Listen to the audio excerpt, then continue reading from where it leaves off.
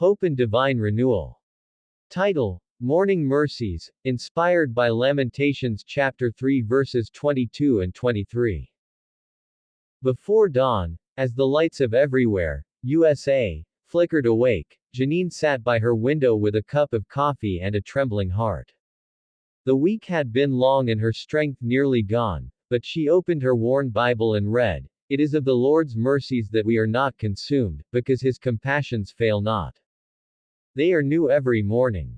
As the sun rose over the rooftops, she felt the warmth of grace spill across her face, reminding her that even when yesterday felt heavy, today was wrapped in mercy brand new.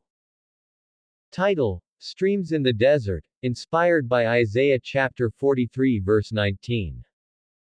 Down by the outskirts where the fields turned to dust, Brother Henry stood with a shovel and a seed of faith. The land had been barren for years, but he believed the promise, "Behold, I will do a new thing, now it shall spring forth."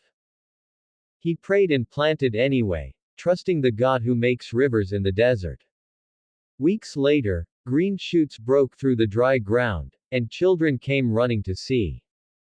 As water flowed from a newly dug well, laughter echoed across the fields, and hope became something you could see and touch. Title: Renewed like the Eagle, inspired by Isaiah chapter 40 verse 31.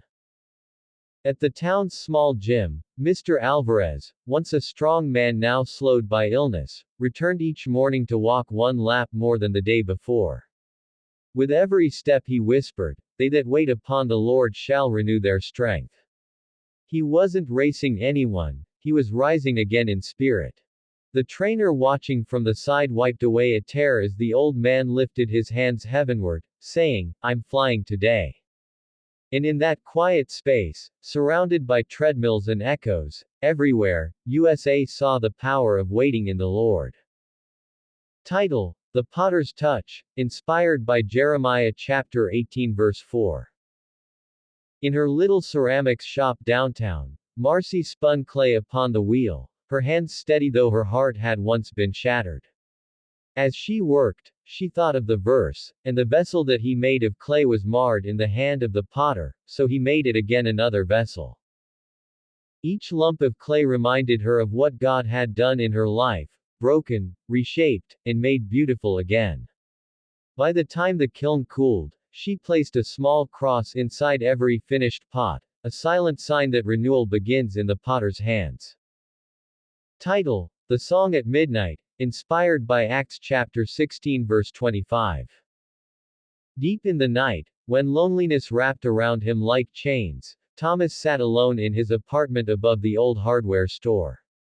He had lost his job, his joy, and nearly his faith, until he remembered Paul and Silas praying and singing praises at midnight.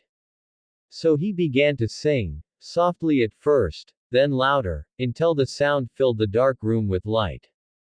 Somewhere between verse and tear, the heaviness lifted, and hope walked back in like an old friend.